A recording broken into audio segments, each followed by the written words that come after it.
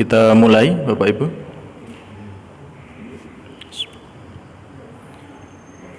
Assalamualaikum warahmatullahi wabarakatuh.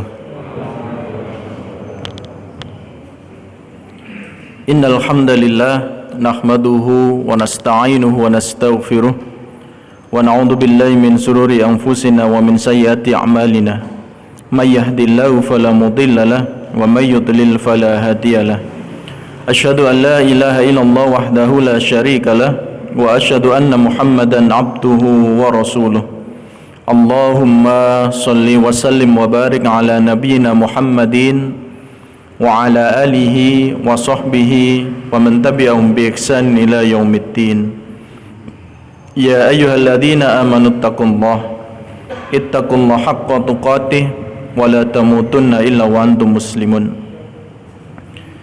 Syukur alhamdulillah, Allah subhanahu wa ta'ala memberikan kita kesempatan malam hari ini. Di antara banyak manusia yang malam hari ini beraktivitas, kita diberikan Allah kesempatan untuk beraktivitas dalam kebaikan. Salawat serta salam senantiasa tercurahkan kepada Rasulullah Muhammad SAW. Mari kita berupaya sekuat tenaga kita agar kita mampu untuk mengikuti, mengamalkan apa yang beliau ajarkan dan meninggalkan apa yang beliau larang. Mudah-mudahan Allah subhanahu wa ta'ala menjadikan diri kita, keluarga kita, orang-orang yang kita cintai dijauhkan dari api neraka. Bapak-bapak dan ibu-ibu, sebelumnya hari ini yang mengajar adalah Ustadz Muhajir. Biasanya yang beliau bahas adalah kitab apa Bapak? Umum. Alhamdulillah. Kemarin saya dihubungi Ustadz Fathur Rahman, kemudian dihubungi Aba Mansur, diminta untuk menggantikan hari ini, maksudnya menggantikan hari ini. Saya tanyakan ke Ustadz Fathur, kitabnya apa Ustadz? Beliau sampaikan tentang hikmah kehidupan. Kalau hikmah kehidupan ini jenengan yang lebih senior, lebih mafhum daripada saya. Jadi sebenarnya harusnya yang mengajar ini jenengan, saya duduk di sana. Insyaallah hari ini saya ingin menyampaikan, jenengan tidak asing dengan kitab ini, Al-Firqatun Najiyah. Insyaallah tidak asing dengan kitab ini. Salah satu bab yang cukup menarik hari ini, melihat fenomena alam, kondisi kita hari ini, terjadinya banyak musibah. Di sini ada satu bab yang cukup menarik yang diterjemahkan, sebab terjadinya musibah dan solusinya. Jadi sebab terjadinya musibah dan cara penanggulangannya. Di kitab ini ada di bagian ke-33. Insyaallah hari ini sama-sama kita berupaya untuk memahami. Kita ini kan beruntun ya. Virus belum tuntas, muncul musibah baru. Ada longsor, ada banjir bandang, gunung ini pada demo, siap-siap meletus. Tidak hanya satu gunung gitu, tapi beberapa pertalian atau rentetan gunung itu mulai erupsi. Yang menjadi pertanyaan kita adalah, apakah itu hanya urusan alam? Oh, kenapa terjadi tsunami? Karena lempeng bumi begini dan begitu. Kenapa terjadi gunung meletus? Karena posisinya begini dan begitu. Solusinya bagaimana? Ya tidak ada. Begitu kan akhirnya. Ya sudah pasrah saja. Kalau longsor ya itu karena curah hujan deras. Kalau itu ada gempa bumi ya karena posisinya begini dan begitu. Sepertinya yang diulas hanya itu saja. Tidak adakah solusi yang diberikan? Ada. Islam, Al-Quran memberikan solusi. Namun sekali lagi, ketika kita mengharapkan solusi itu, maka kita harus siap dengan konsekuensinya. lebih-lebih konsekuensi dari syahadat kita, dari tauhid kita, dari keimanan kita kepada Allah Subhanahu wa taala. Bapak dan Ibu, bagi yang belum hafal Al-Qur'an bisa membuka Al-Qur'an, bagi yang sudah hafal cukup mengingat-ingat, bagi yang belum tahu terjemahnya bisa menggunakan Al-Qur'an terjemah, bagi yang sudah hafal dan tahu terjemahnya cukup menggunakan memori otaknya. Mari kita lihat di awal, saya ingin mengulas sedikit mengenai tafsir. Ini Syekh Mustafa Al-Maraghi di dalam kitabnya, ini jilid yang kedua. Kalau jenengan di rumah ada, nanti dibaca lagi dari Syekh Mustafa Al-Maraghi. Kita sering menyebutnya tafsir Al-Maraghi. Kita lihat surat Al-Baqarah, surat kedua, ayat ke-155. Insyaallah banyak yang hafal di antara kita. A'udzu billahi minasyaitonir rajim. Wa lanabluwannakum bisyai'im minal khauf wal ju' wa naqsim minal amwali wal anfusi wath thamarat. Di ujung ayat itu fabasyiris sabirin. Ada yang sudah ketemu terjemahnya? Saya minta bantuan dibacakan. Surat Al-Baqarah ayat ke 155.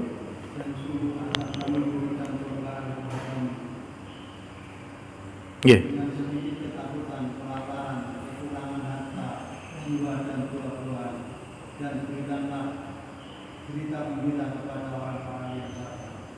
Baik. Mari kita resapi, kita coba pahami ayat ini. Sungguh Allah akan menguji kalian dengan aneka ragam percobaan. Misalnya perasaan takut terhadap musuh dan adanya musibah yang wajar, seperti kelaparan, kekurangan buah-buahan atau paceklik. Di tafsir yang lain, thamarat adalah hasil kerja keras kita yang mati-matian menghasilkan, tetapi diambil atau dinikmati orang lain. Ini diantaranya. Bagi orang yang beriman kepada Allah, keadaan seperti ini akan dilaluinya, sekalipun terisolir dari lingkungan keluarga, bahkan diusir tanpa membawa sesuatu. Sampai-sampai karena rasa laparnya, orang-orang beriman jika memerlukan makan hanya cukup dengan mengulum buah kurma. Di dalam kurung ditulis bahasa Jawa ngemut kurma.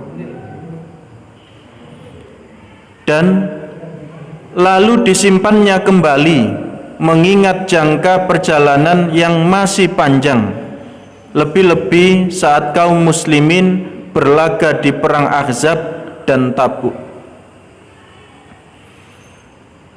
Satu kurma yang dipunya tidak dimakan, diemut, dikeluarkan lagi, disimpan. Pernahkah kita ada dalam kondisi susah semacam itu? Ada yang pernah, Bapak Ibu? Tidak ada ya? Pernah? Masya Allah, ada yang pernah. Ada yang pernah, Bapak Ibu, merasakan hal demikian. Maka kalau membaca kalimat ini langsung bisa merasakan seperti apa. Allah juga akan menguji mereka dengan terbunuh di medan perang atau mati karena sakit. Sebab ketika kaum muslimin melakukan hijrah ke Madinah, di situ terjangkit wabah penyakit panas dingin yang luar biasa. Ini kalimat yang menjadi pengingat kita bersama, Bapak Ibu. Ayat di atas memberi pengertian bahwa iman itu tidak menjamin seseorang untuk mendapatkan kekayaan yang banyak. Ini yang pertama. Yang harus kita sadari kenyataannya. Di dalam tafsir ini, ayat di atas memberi pengertian bahwa iman itu tidak menjamin seseorang untuk mendapatkan rizki atau harta yang banyak. Kita tidak bisa nuntut, aku iki sholatku jangkep, bendino yo tahajud, salatku jamaah yo lengkap, kok gak sugih-sugih. Ana tangga iki gak tahu sembahyang, cek sugene misal. Ini konsekuensi bahwa sekali lagi mengingatkan kita bahwa iman itu tidak menjamin seseorang untuk mendapatkan harta yang banyak, mendapatkan kekuasaan, dan tidak ada rasa takut. Jadi konsekuensi dari iman kita itu diantaranya tidak menjamin kita kaya, tidak menjamin kita dapat kekuasaan, dan tidak menjamin bahwa hidup kita ini enak terus. Ini yang harus dipahami. Karena banyak orang yang hari ini beriman, menganggap dirinya beriman itu hidupnya enak terus. Padahal sejatinya justru ini adalah sunnatullah yang berlaku untuk semua makhluknya. Kalau melihat awal ayat, walanabluwannakum bisyai', ujian yang nampak begitu banyak di mata manusia ini, bagi Allah ujian ini kecil. Namun ujian yang kecil ini bisa menjadikan kita, kalau tidak memiliki iman, sampai berani bunuh diri. Dan semua bentuk ujian ini sekali lagi sunnatullah kepada semua makhluknya, dan siapa saja bisa ditimpa hal tersebut. Namun, tetapi bagi seseorang yang mempunyai kesempurnaan iman dan dirinya sudah mempunyai pengalaman digembleng dengan penderitaan, maka adanya musibah itu akan semakin membersihkan jiwanya. Ujian demi ujian yang hadir itu justru semakin membersihkan jiwa orang-orang mukmin. Maka berilah berita gembira kepada orang-orang yang sabar, yakni orang-orang yang mengatakan perkataan tersebut sebagai ungkapan rasa iman dengan kodrat dan kepastian Allah. Berita gembira tersebut adalah keberhasilan yang akan dicapai oleh orang-orang sesuai dengan sunatullah terhadap makhluknya. Sabar, di sini disampaikan, sabar bukannya bertentangan dengan perasaan sedih ketika musibah datang. Sabar, sekali lagi, sabar bukannya bertentangan dengan perasaan sedih. Orang yang mengatakan dirinya sabar artinya boleh sedih.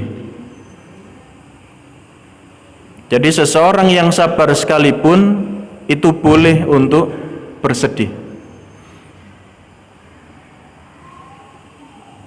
Sabar bukannya bertentangan dengan perasaan sedih ketika musibah datang, sebab perasaan sedih ini merupakan perasaan halus yang ada secara fitrah pada diri manusia normal.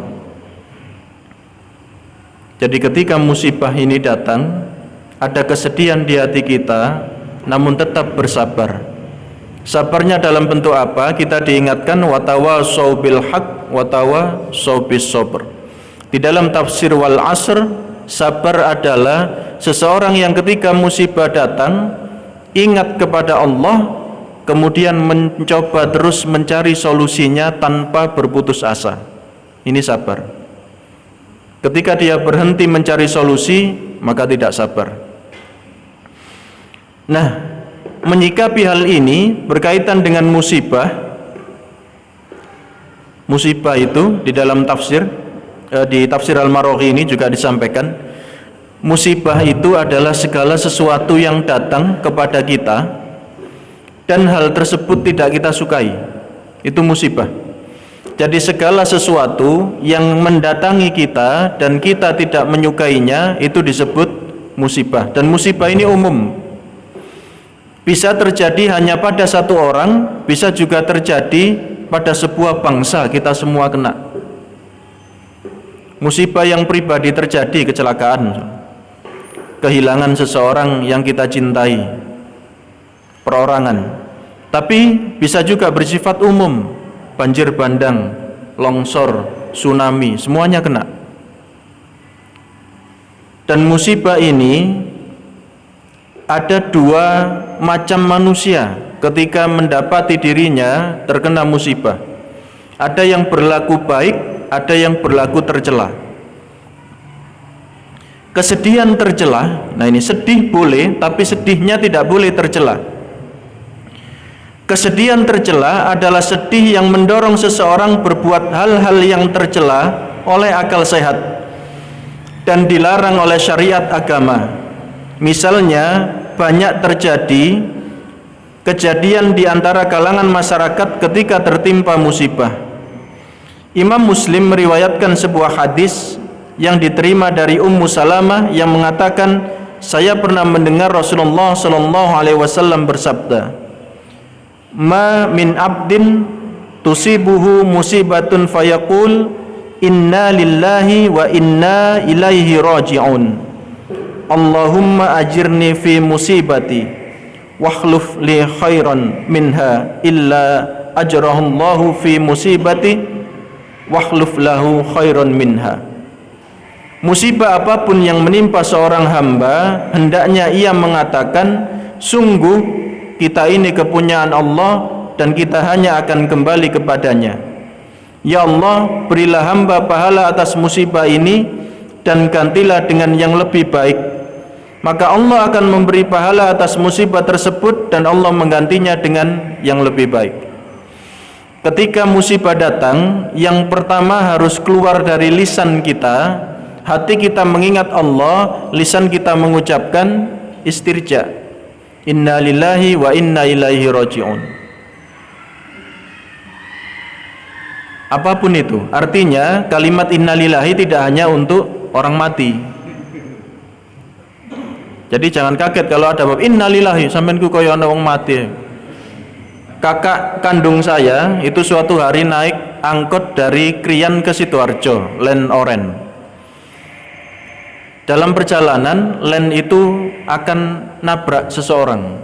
Rem dadak sehingga penumpang ini berbenturan. Kakak saya refleks, innalillahi wa inna ilaihi raji'un. Supirnya marah-marah. Sampean ku gak ana wong mati kok innalillahi, wong iki lho gak apa-apa, begitu. Karena pemahaman umumnya masyarakat innalillahi itu khusus orang mati. Di sini disampaikan musibah apapun yang menimpa kita. Imam Baihaqi meriwayatkan sebuah hadis dari Abdullah ibnu Abbas dari Nabi sallallahu alaihi wasallam. Hadis tersebut menceritakan bahwa Rasulullah sallallahu alaihi wasallam bersabda, saya bacakan terjemahnya, barang siapa yang mengucapkan istirja, innalillahi wa inna ilaihi raji'un, ketika tertimpa musibah, Allah akan menggantinya dengan yang lebih baik dan Allah akan membalasnya dengan kebaikan, serta akan dianugerahi penerusnya, putra-putrinya menjadi putra-putri yang soleh dan berbakti kepadanya. Jangan bayangkan ya. Seseorang yang ketika mendapatkan musibah ingat Allah, mengucapkan istirja, pahalanya tidak hanya pada dirinya, tapi sampai anak keturunannya dijadikan Allah anak yang soleh dan solihah. Ini seseorang yang memiliki kesedihan, seseorang yang mendapatkan musibah namun jadi kebaikan. Di sisi lain ada orang yang mendapatkan musibah justru melakukan hal-hal yang tercela, yang melanggar syariat. Sumpek sehingga lagi mendemai. Ya. Sedih sehingga lagi enake gawe narkoba. Atau melakukan hal-hal yang justru dilarang. Bahkan di dalam firman Allah yang berbunyi inna lillahi wa inna ilaihi raji'un menunjukkan pengakuan hamba terhadap Allah sebagai Tuhan yang disembah dan diagungkan. Merupakan pengakuan hamba terhadap Allah bahwa ia akan mati dan dibangkitkan kembali dari kubur. Juga merupakan ungkapan keyakinan seorang hamba bahwa semua perkara kembalinya kepada Allah. Ini pengantar untuk Al-Firqatun Najiyah. Sekali lagi yang pertama, musibah itu bisa datang ke siapa saja. Tidur nyenyak kita, tidur nyaman kita bisa tiba-tiba berubah menjadi hal yang tidak nyaman. Kenyamanan kita bisa-bisa dalam waktu singkat menjadi hal yang sangat mengerikan. Bagi mereka yang memiliki iman, maka ini dicemburui orang-orang kafir. Karena banyak orang-orang kafir, mereka yang tidak beriman, ketika mendapatkan persoalan yang berat, mereka bunuh diri. Tetapi orang-orang beriman justru tidak, karena yakin bahwa segala sesuatunya kembali kepada Allah. Bapak dan Ibu, itu adalah sedikit mengingatkan mengenai musibah. Lalu diantaranya di sini disampaikan sebab terjadinya musibah dan cara penanggulangannya. Al-Quranul Karim telah menyebutkan beberapa sebab terjadinya musibah. Berikut bagaimana Allah menghilangkan musibah tersebut dari para hambanya. Di antaranya adalah firman Allah di dalam surat Al-Anfal ayat ke-53. Surat Al-Anfal ayat ke-53. Surat Al-Anfal adalah surat ke-8 selepas surat Al-A'raf.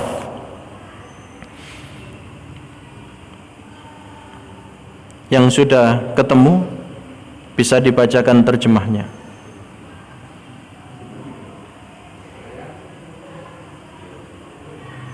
Ayat ke-53.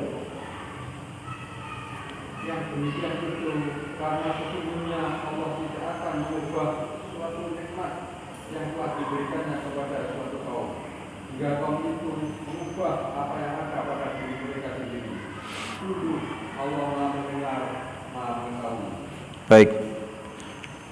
Yang pertama, diingatkan kepada kita untuk introspeksi diri. Karena Allah tidak akan merubah, tidak akan menghentikan musibah kecuali bahwa orang tersebut merubah kelakuannya. Dan diingatkan kepada kita, Bapak dan Ibu, musibah-musibah ini muncul itu karena maksiat yang terjadi di antara kita. Dan yang perlu digarisbawahi, apa maksiat terbesar, apa maksiat yang paling besar yang mengakibatkan bencana itu terjadi, yang mengakibatkan musibah itu terjadi? Apa maksiat itu, Bapak Ibu? Syirik, betul. Jadi maksiat yang paling dahsyat yang menjadikan sebuah bangsa hancur luluh lantak itu diantaranya adalah syirik. Di dalam kitab Al-Adabul Mufrad mengingat kembali Rasulullah SAW pernah mengulang 3 kali kepada para sahabat, ala unabbiukum bi akbaril kabair, sampai 3 kali. Maukah engkau aku tunjukkan dosa besar yang paling besar? Dosa besar yang paling besar. Yang pertama adalah al-isyraku billah. Dosa besar yang paling besar adalah syirik kepada Allah. Oleh karena itu, sangat penting bagi kita, mari kita kembali membuka kitab tauhid kita. Mari kita teliti bagian mana yang syirik, bagian mana yang tidak syirik, supaya kita tahu jangan-jangan apa yang kita lakukan ini nilainya syirik. Walaupun kita diingatkan bahwa syirik terkecil berdasarkan nas, syirik terkecil berdasarkan informasi dari Rasulullah SAW. Para sahabat bertanya, wa ma syirkul asghar ya Rasulullah? Apakah syirik kecil itu ya Rasulullah? Riya, sum'ah. Riya itu ingin dilihat seseorang, sum'ah itu menceritakan, diperdengarkan kepada seseorang supaya mendapatkan pujian. Ini yang terkecil. Kalau syirik besar itu sampai mengeluarkan seseorang dari Islam, semua amalan kebaikannya terhapus. Syirik yang jelas. yang jali. Namun di sisi lain ada syirik yang khafi. Mungkin kalimat kita seringkali bapak-bapak yang penyuka bola itu biasanya kalau timnas kita Indonesia kalah, komentator itu bilang begini, sepertinya Dewi Fortuna belum berpihak kepada kita. Iya. Sinten Dewi Fortuna nih? Dewi keberuntungan, tidak sadar ya, itu bagian dari kesyirikan. Atau mungkin kita seolah-olah menempatkan sesuatu itu sama, jadi sama dengan Allah. Ya ini semua karena Allah dan karena keilmuan saya. Ya ini semua karena Allah dan kepandaian saya. Menggunakan kata-kata dan itu juga berbahaya. Kalau begitu artinya kita sama dengan Allah.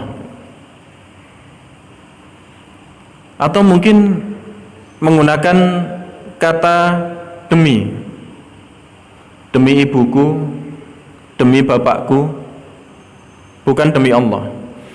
Kebiasaan para sahabat itu karena nyambungnya dengan Allah, sampai hal paling kecil, hal terkecil sandal putus, itu langsung ya Allah, gantikanlah dengan sandal yang baru. Bukan berarti turun dari langit sandal, tapi Allah akan memberi jalan supaya sandalnya itu terganti. Jenengan ingat kisah Abu Dzar Al-Ghifari? Dia ini memiliki berhala sebelumnya, memiliki berhala yang disembah sebelum Abu Dzar masuk Islam, dari suku Ghifar. Suatu hari Abu Dzar ini membawa susu untuk berhalanya. Setelah susu diletakkan, Abu Dzar berdoa kepada berhala tersebut, ditunggu. Tiba-tiba anjing datang. Yang pertama, susu yang dibawa Abu Dzar itu dijilati oleh anjing. Setelah puas anjing ini minum susu tersebut, berhala itu dikencingi oleh anjing. Maka Abu Dzar berpikir, terus untuk apa aku berdoa pada dia? Susunya dijilati anjing, diminum oleh anjing, dia tidak bisa balas. Bahkan dikencingi oleh anjing, dia juga tidak bisa balas. Maka sejak itu Abu Dzar Al-Ghifari terus mencari. Dan kita kenal keberanian beliau ketika awal bertauhid. Ketika yang lain ini ditunda agar sembunyi-sembunyi dulu, Abu Dzar tidak mau, sampai dipukuli orang kan di pasar. Kemudian diingatkan kembali,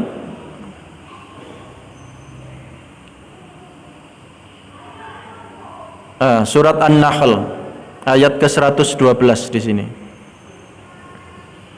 Surat An-Nahl ayat ke-112. Ini perumpamaan yang indah tapi sekaligus menakutkan bagi kita sebenarnya. Yang sudah ketemu bisa dibacakan terjemahnya.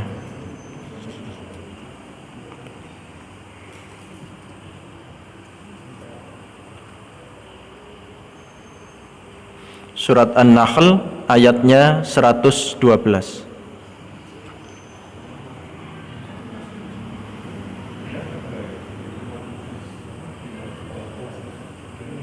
Sudah ketemu Bapak Ibu?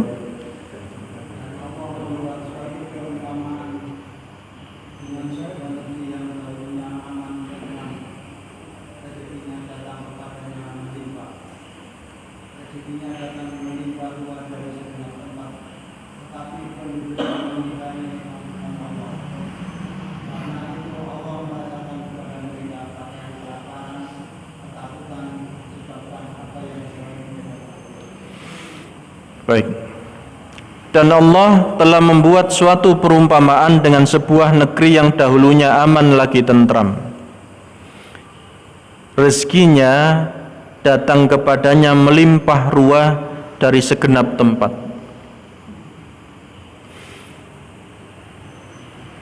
sumber daya alam kita dibandingkan Brunei Darussalam dan Arab Saudi itu jauh lebih besar kita. Sepakat nggih?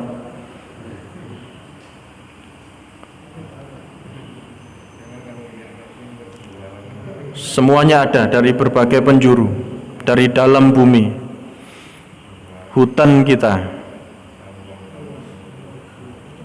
Tapi lebih makmur siapa? Saya ada teman cerita pulang dari Brunei, informasinya di Brunei itu beberapa pom bensin itu tidak ada yang jaga. Mungkin ada yang pernah ke Brunei.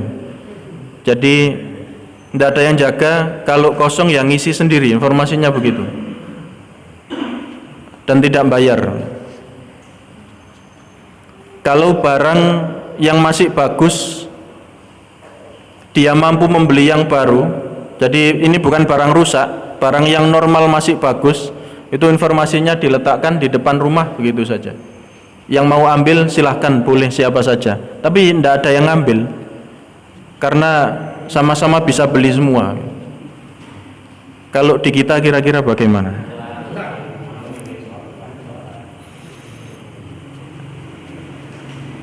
Dan Masya Allah, di Arab Saudi sendiri kita tahu, yang pernah haji, yang pernah umroh,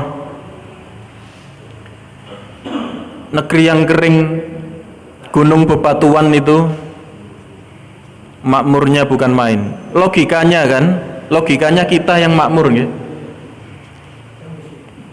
Logikanya kita yang makmur, tanah kita ini subur gitu. Tapi kenapa musibah dan bencana ini berulang-ulang terjadi, bahkan beruntun terjadi?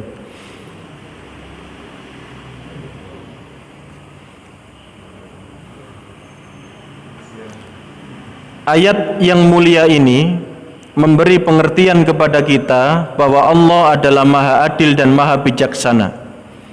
Ia tidak akan menurunkan bala dan bencana atas suatu kaum kecuali karena perbuatan maksiat dan pelanggaran terhadap perintah-perintah Allah. Lebih-lebih karena jauhnya mereka dari tauhid serta tersebar luasnya berbagai perbuatan syirik di banyak negara-negara Islam. Hal yang menyebabkan timbulnya banyak fitnah dan ujian berbagai musibah itu tidak akan hilang kecuali dengan kembali mentauhidkan Allah. Ini solusi pertama. Ketika sebuah bangsa berkali-kali dilanda musibah, maka yang harus pertama kali ditata adalah tauhid kepada Allah. Saya pernah menyampaikan, saya membaca salah satu buku, kitab dari Arab Saudi, kemudian diterjemah ke bahasa Indonesia. Ada salah seorang syekh, saya pernah menyampaikan ini, ada salah seorang syekh yang memiliki banyak santri. Hari itu adalah hari terakhir tuntas mengkaji kitab tauhid. Syekh ini masuk ke dalam ruangan akan mengajar dengan wajah yang resah karena kecintaan muridnya, kecintaan santrinya kepada syekhnya. Ini santrinya bertanya, "Ya Syekh, kenapa Anda nampak resah?" Syekh itu menjawab, "Aku mendengar bahwa tetangga kita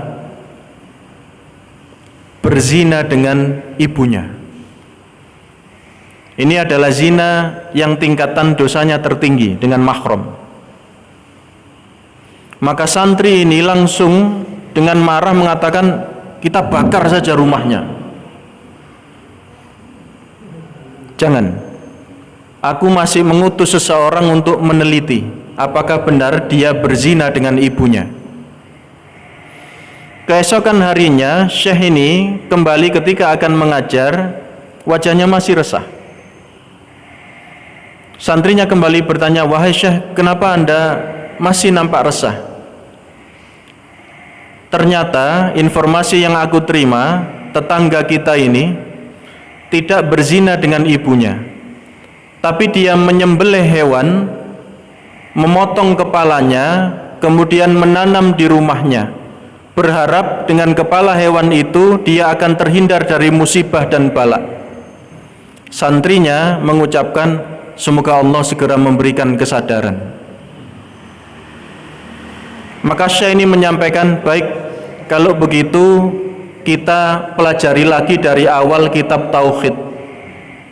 Santrinya bertanya-tanya, ya Syekh, kita kan sudah mau tuntas, kenapa kita ulang kembali kitab Tauhid dari awal? Karena dosa berzina dengan mahram itu dosa besar, namun syirik itu adalah dosa besar yang paling besar, dan kalian biasa-biasa saja. Bisa jadi kita juga demikian, melihat kesyirikan biasa, terus biasanya yang ngono, itu kan kearifan lokal. Banyak istilah. Syirik, ya syirik, Bapak Ibu. Maka kita terhadap kesyirikan, kalau tauhidnya kuat, geting, benci kita dengan kesyirikan. Kalau ada orang yang melakukan kesyirikan, harusnya kita tidak suka. Itu ketika iman kita, tauhid kita benar. Itu gambaran bagaimana hari ini apa yang kita pelajari, kita tahu amalnya. Kemudian di dalam kitab ini dilanjutkan dengan surat Al-Ankabut ayat ke-65. Surat Al-Ankabut ayat ke-65.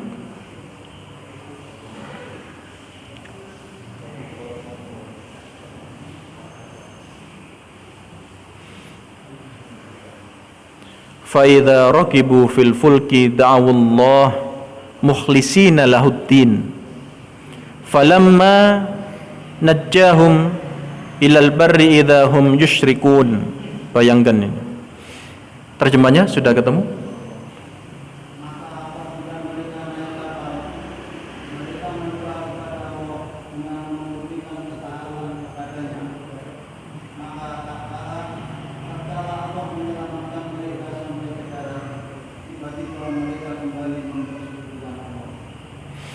Orang-orang kafir sekalipun, maka apabila mereka naik kapal, mereka mendoa kepada Allah dengan memurnikan ketaatan kepadanya.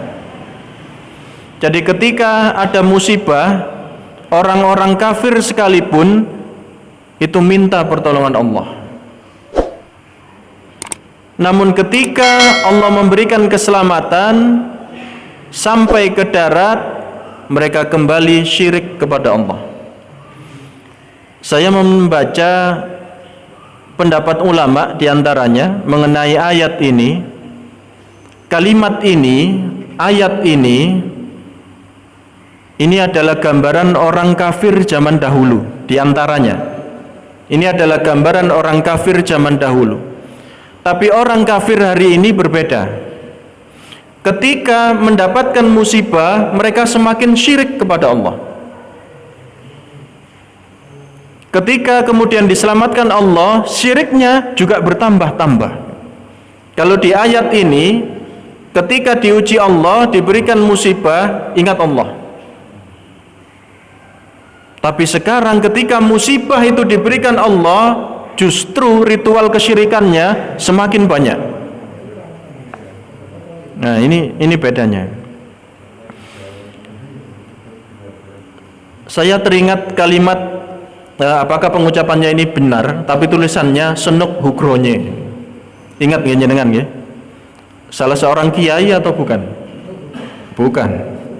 Tapi fisiknya, pakaiannya, bahkan keilmuannya boleh. Senuk Hugronye itu pernah menyampaikan begini mengenai Jawa. Bapak dan Ibu, pertama kali sebelum Islam masuk ke Pulau Jawa, yang menjadi dasar untuk melakukan ritual di Jawa ini yang paling kuat adalah animisme dan dinamisme. Keyakinan akan roh nenek moyang, hal yang gaib itu sangat kuat di Jawa ini. Sunan Nugroho mengatakan Islam itu ketika dalam perjalanan masuk awal ke Jawa itu seperti gadis atau seperti bayi, seperti gadis yang lugu. Setelah kemudian masuk ke Jawa, gadis ini sudah mulai banyak berubah, banyak berbenah, menggunakan make up dan sebagainya kalau sekarang begitu. Sehingga jangan kaget kalau kemudian ketika Islam masuk ke Jawa, ini Jawa diislamkan atau Islam dijawakan. Islam dijawakan. Sehingga jangan kaget kalau ada orang dari Makkah, dari Madinah, dari Arab datang ke sini melihat Islam pangling. Lagi ngono apa asline? Bingung. Itu tekniknya Sunan Nugroho. Ya sama seperti jenengan beli mobil dari Jepang gitu. Sampai di Indonesia dimodifikasi, bannya diganti, joknya diganti, body-bodinya diganti. Orang yang buat mobil melihat itu tanya, loh ini mobil apa? Yang buat itu loh bingung. Bisa jadi begitu. Dan itu tidak hanya terjadi pada Islam ternyata. Buddha pun dijawakan, Hindu dijawakan, Kristen dijawakan. Maka jangan kaget kalau kemudian hari ini banyak orang mengaku Islam tapi ritualnya bukan ritual Islam. Tapi kalau jenengan langsung mengatakan wah syirik itu, kira-kira bagaimana?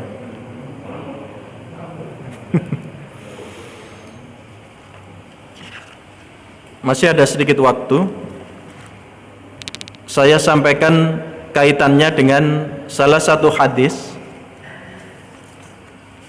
yang hadis ini berkaitan dengan musibah.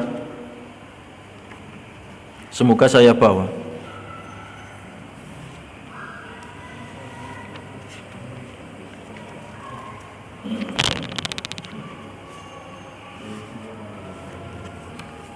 Adzan ternyata. Sepertinya tidak saya bawa ini.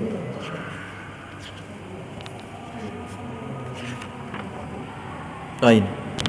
Baik, sebagai penutup Bapak dan Ibu, saya sampaikan salah satu hadis dari Imam At-Tirmidzi, kitab Fitnah, bab tanda terjadi bentuk manusia dirubah dan ditenggelamkan. Hadisnya. Hadis ini gharib, Hasan gharib, dari sahabat yang mulia Abu Hurairah. Saya bacakan terjemahnya. Telah menceritakan kepada kami Ali bin Hujr, telah menceritakan kepada kami Muhammad bin Yazid Al-Wasiti, telah menceritakan kepada kami Mustalim bin Sa'id dari Rumaih Al-Juthami dari Abu Hurairah berkata, Rasulullah SAW bersabda, apabila harta rampasan perang dimonopoli oleh kelompok tertentu, atau apabila harta rampasan perang, kekuasaan sebuah bangsa, kekayaan sebuah negara dibagi, dimanfaatkan, digunakan dengan serampangan, semaunya sendiri tanpa aturan. Amanat dijadikan seperti harta rampasan, zakat dijadikan sebagai denda, membayar zakat dianggap merugikan. Yang dipelajari selain agama atau belajar bukan karena belajar karena agama atau bukan karena agama, tujuannya untuk mencapai tujuan duniawi. Jadi belajar bukan karena agama, namun untuk meraih tujuan duniawi. Seorang suami tunduk kepada istrinya, seorang anak durhaka kepada ibunya, akrab dengan sahabatnya, dan menjauh dari bapaknya.